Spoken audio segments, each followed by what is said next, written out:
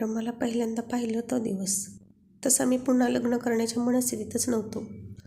6 महिन्यापूर्वीचा अपघात आणि नीताचं रक्ताच्या थारोळ्यातलं प्रेत माझ्या डोळ्यासमोरून हलत नव्हतं. रॉंग साईडने येणाऱ्या सायकलवरच्या लहान मुलाला वाचवायला गेलो आणि माझी गाडी खड्ड्यात गेली. 1 वर्षाच्या कस्तुरीला घेऊन मागे बसलेली नीता ओढून पडली आणि एक कार तिच्या. दैवगती कशी असते बघा. कस्तुरी बाजूला जाऊन पडली, पण तिला साधं खरचटलंही नाही. मला फक्त वेड लागायचं बाकी होतं. पराकोटीचं दुःख काय असतं याचा अनुभव मी घेतला. महिनाभर नोकरीलाच गेलो नाही. कस्तुरीची मावशी ह्याच गावात राहते. तिच्याकडे ती कस्तुरीला घेऊन गेली.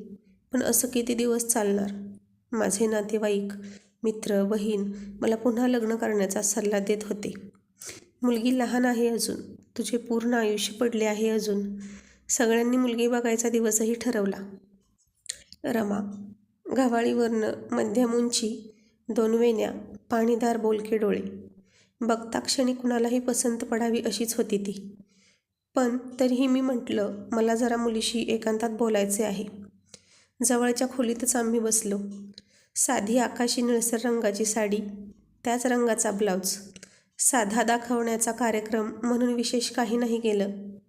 मी म्हणालो, तुम्हाला नापसंत करावं असं तुमच्यात काही नाही. पण माझं एक लग्न आधी झालं होतं. मला 1.5 वर्षाची मुलगी आहे. तिचा सांभाळ करावा लागेल.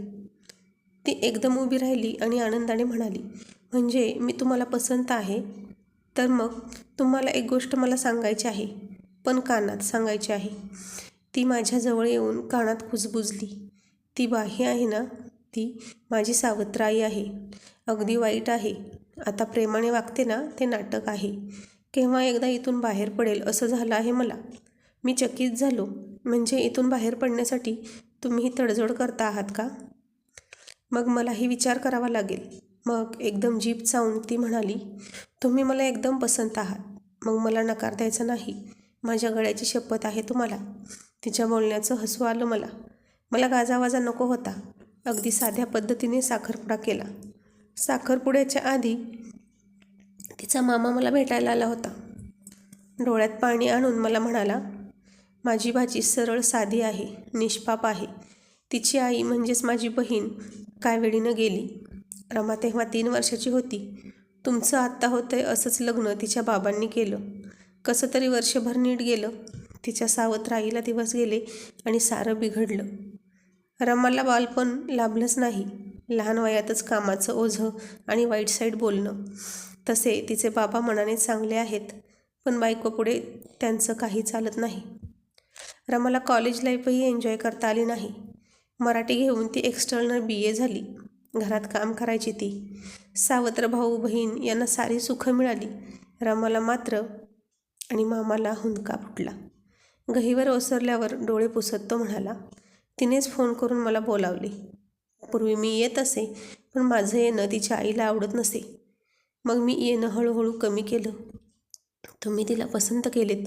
तुमची काही अपेक्षा नाही ठाऊक आहे मला. मी हा 50,000चा ड्राफ्ट आणलाय. माझी छोटीशी भेट तुमच्या संसाराला. मी जागेवरून उठलो. त्यांच्या पाठीवर हात ठेवून म्हणालो, लाख मोलाची भाची देत आहात. पैसे देऊन मला छोटं करू नका. माझ्या गळ्याची शपथ आहे तुम्हाला. शेवटच्या वाक्यानं मामा दिलखुलास हसला. त्यांनी चेक खिशात ठेवला. अगदी साध्या वातावरणात देवीच्या देवळात आमचं लग्न झालं. मला गाजावाजा नकोच होता. माझी ताई आणि तिचा नवरा आला होता. आम्ही दोघे भावंड. मी 16 वर्षाचा असतानाच आई वडील 2 वर्षाच्या अंतरानं आजारपणाचं निमित्त होऊन गेले. मी आणि माझी ताई.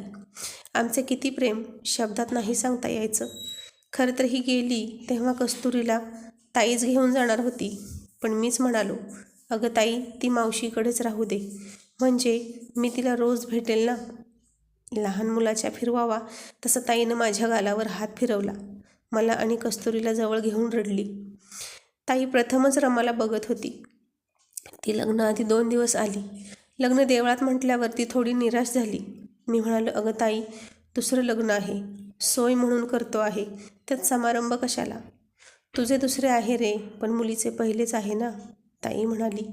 रमाला पाहिल्यावर तिला जवळ घेत म्हणाली, किती गोड आहे रे. यावर रमा तिला बिलगत म्हणाली, ताई खरंच सांगा, मी इतकी गोड आहे? खरं सांगा हां, माझ्या गळ्याची शपथ आहे तुम्हाला. लग्नानंतर कोकणातल्या कुलदैवताला जाऊन आल्यावर ताई गेली. रमा घरी आली. काही दिवस मला तिच्याजवळ जाण्याची इच्छा नव्हती आणि तिनंही कधी कुठली तक्रार केली नाही. आणि एक दिवस कसल्या घाईत होती कोण जाणे, साडीत पाय अडकून पडणार इतक्यात मी तिला सावरले आणि माझ्या स्पर्शाने ती मोहरली. मला पाहून लाजू लागली. मग मी तिच्या हक्काचं सुख तिला दिलं. कस्तुरी आणि रमाची 2 दिवसात गट्टी जमली. नकळत माझ्या मनात तुलना सुरू झाली. नीता विलक्षण प्रेमळ होती, पण शांत सौम्य होती. रमा मात्र अवखळ होती. खरं तर तिच्या अवखळपणाला प्रथमच व्यक्त होण्याची संधी मिळत होती. सावत्राईमुळे जो मोकळेपणा दबला होता तो बाहेर येत होता. कस्तुरी तिला आई म्हणत होती. खरं तर ती तिची सखी मैत्रीण होती. कस्तुरीची खूप खेळणी होती. दोघी मिळून खूप खेळायच्या. 4-5 दिवसानंतर ती कस्तुरीला शब्द शिकवू लागली. शिकताना रमा रागावली की कस्तुरी रुसायची. एक मुलगी रुसली, कोपऱ्यात जाऊन बसली, तिकडून आला नवरा आणि खुदखण हसली. कधी कधी कस्तुरी अभ्यासाचा कंटाळा म्हणून करायची म्हणून रमा रुसायची. मग कस्तुरी म्हणायची, एक मुलगी रुसली, पुढचं तिला आठवायचंच नाही. मग ती रमाजवळ जाऊन तिचा हात पकडून म्हणायची, ए आई, पुढचं सांग ना गं. मग रमा म्हणायची, आम्ही सांगणार नाही, आम्ही रुसलोय ना. मग कस्तुरी म्हणायची, तू सांगत नाहीस म्हणून मीही रुसले. मग रमा मागून कस्तुरी म्हणायची. नंतर दोघी मिळून म्हणायच्या, 2 मुली रुसल्या, कोपऱ्यात जाऊन बसल्या, तिकडून आले नवरे आणि खुदकन हसल्या. 1.25 वर्षानंतर रमाने एक वेगळाच हट्ट सुरू केला. मला तुमच्याकडून एक गोष्ट पाहिजे. मला वाटलं ती एक स्त्री आहे आणि तिचीही कधी ना कधी इच्छा होईलच आई व्हायची. पण ती म्हणाली, माझे फॅमिली प्लॅनिंग ऑपरेशन करूया. मी थक्कच झालो. अगं तुझं वय काय, तू बोलतेस काय? ती म्हणाली, आतापर्यंत मी गोळ्यांनी सांभाळलं. पण मी चिडून म्हणालो, कस्तुरी माझी मुलगी आहे. माझी मुलगी नाही? तिने एकदम विचारलं. मी गोंधळून गेलो. नंतर म्हणालो, तुझीही मुलगी आहे, पण त्यासाठी हे सगळं कशासाठी? रमाचा चेहरा बदलला. ती निर्धारानं म्हणाली, परक्याचं ते परक्याचं आणि आपलं ते आपलंच. मी खूप भोगले आहे ते आणि मला कस्तुरीची आईच व्हायचं आहे, सावत्र आई नाही. मला माझ्या पोटचं मूल झालं की मी माझी खात्री देऊ शकत नाही. माझं मन, माझं प्रेम बदललं तर? आता मला कोणत्याही अपयश देणाऱ्या परीक्षेला बसायचं नाही. माझ्यावर ती वेळच येऊ द्यायची नाही. मी तसं वचन दिलं आहे नीताताईंना. मी एकदम चमकलो. काय म्हणालीस? रमा कपाटाजवळ गेली. तिने नीताचा फोटो तिच्या कप्प्यात ठेवला होता. नीताताईंशी मी रोज गप्पा मारते, कस्तुरीच्या गोष्टी सांगते, तुमच्याविषयी सांगते. त्या बोलतात माझ्याशी. खूप चांगल्या आहेत त्या. मीच त्यांना वचन दिले, माझे ऑपरेशन करायचं म्हणजे करायचं. माझ्या गळ्याची शपथ आहे तुम्हाला. जोशी म्हणून माझा एक डॉक्टर मित्र आहे. तो फॅमिली प्लॅनिंगचे ऑपरेशन करतो. त्याला विश्वासात घेऊन सगळं सांगितलं. सगळं ठरलं. एक दिवस कस्तुरीला तिच्या मावशीकडे ठेवून मी आणि रमा दवाखान्यात गेलो. डॉक्टर रमाला म्हणाला, वहिनी 2च मिनटं बाहेर बसा, मी व्यवस्था झाली की बोलावतो तुम्हाला.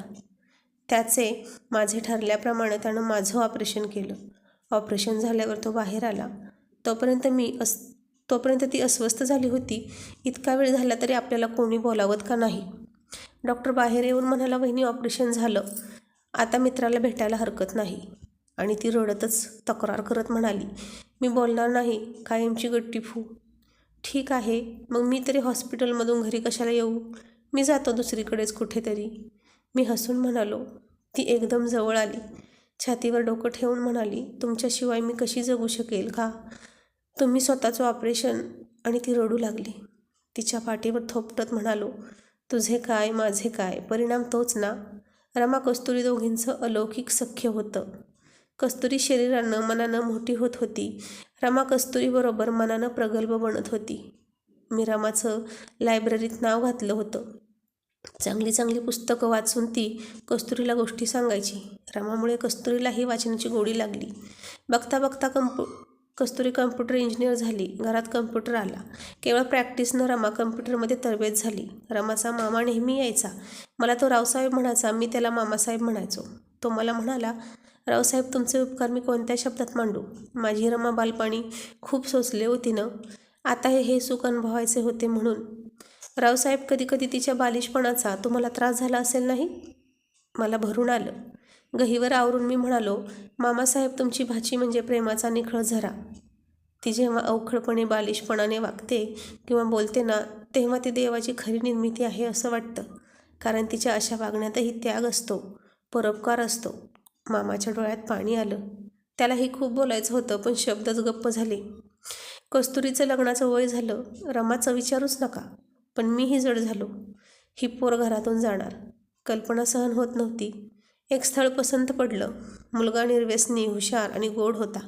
तोही कम्प्युटर इंजिनियर होता. फॉरेनला मोठ्या पगारावर नोकरीत होता. लग्न ठरलं. त्याची अपेक्षा काही नाही, फक्त लग्न मुंबईलाच करावं असा आग्रह होता. पैशाची अडचण असेल तर मुंबईतल्या लग्न कार्याचा सगळा खर्च करण्याची त्यांनी तयारी दाखवली होती, कारण त्यांचा सगळा गोतावळा मुंबईलाच होता. कस्तुरीने लग्नानंतर नवऱ्याच्या इच्छेनुसार नोकरी करावी किंवा करू नये असं मी ठरवलं होतं, म्हणून तिने कॅम्पस इंटरव्ह्यू दिला नव्हता. माझी आता 3 वर्षे नोकरी होती. त्या दिवशी मी माझे पासबुक घेऊन हिशोब करत होतो. 1.5 लाख शिल्लक होतेच. कर्ज काढावे की काय असा विचार सुरू होता. कारण PFची रक्कम, तिच्यातून मिळणारं व्याज आणि पेन्शन यावर माझं आणि रमाचं म्हातारपण होतं. मुंबईत लग्न म्हणजे 3.5-4 लाख खर्च, शिवाय आमची हाऊस म्हणून कस्तुरीला. पुन्हा मला भरून आलं. मी पासबुक मिटलं, डोळे मिटून गप्प बसलो. रमाने माझ्या खांद्यावर हात ठेवला. तेव्हा भानावर आलो. ताईप्रमाणे माझ्या गालावरून ओघळणारे अश्रू पुसले. तुम्ही असं करणार असाल तर मी काय करायचं? मी आता जे तुम्हाला सरप्राईज देणार ते निमूटपणे घ्यायचं. माझ्या कस्तुरीसाठी साठवलं मी. खरं तर तुमचंच आहे ते, पण तुम्ही नाही म्हणायचं नाही. आपल्या लग्नाच्या वेळी मामानं तुम्हाला 50,000 देऊ केले होते. तुम्ही ते नाकारले. त्यानं माझं बँकेत खातं उघडून मला पासबुक दिलं. तुम्ही सगळा खर्च करण्यासाठी मला पैसे द्यायचा. दरमहा मी उरलेले पैसे बँकेत भरायची. मोठी रक्कम झाली की मुदत ठेव बंद करायची. तिने माझ्यासमोर पावती आणि पासबुकं ठेवली. 4.5 लाख जमले होते. माझ्याजवळ शब्दच नव्हते. डोळ्यातून अश्रू बोलू लागले. तिने प्रेमाने मला जवळ घेताना म्हणाली, माझ्या गळ्याची शपथ आहे तुम्हाला, रडायचं नाही. खूप थाटामाटात आपल्या कस्तुरीचं लग्न करायचं. पण खरं सांगू, कस्तुरी सासरी जाणार या कल्पनेनेही मीही असं म्हणून तीही रडू लागली. कस्तुरी सगळं ऐकत होती. तिलाही राहवलं नाही. तीही आम्हा दोघांना येऊन बिलगली. तिनेही आपल्या अश्रूंना मोकळी वाट करून दिली.